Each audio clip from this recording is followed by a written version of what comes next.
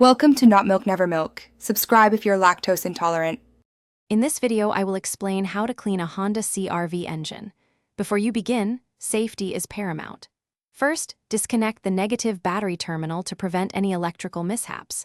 It's crucial to let your engine cool down completely, as a hot engine can cause cleaners to evaporate too quickly or even damage components.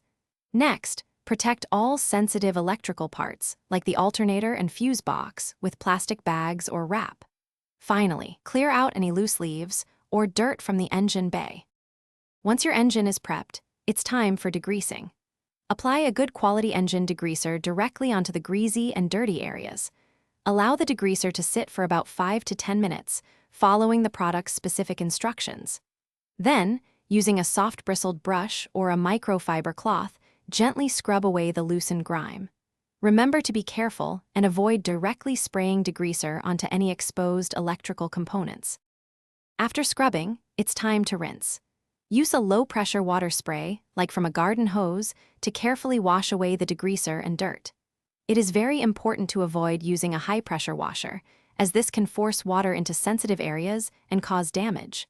Once rinsed, thoroughly dry the engine bay using compressed air or clean microfiber towels. Make sure to remove all the protective plastic coverings from your electrical components. For the final touches, consider applying an engine dressing or protectant. This will give your engine bay a nice, clean shine and help repel future dirt. Once everything is dry and dressed, securely reconnect the negative battery terminal.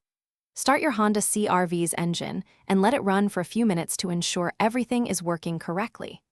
Regular cleaning, perhaps every 3 to 6 months, will keep your engine looking great. Thanks for watching. If this was helpful, leave a like and consider subscribing. See you next time.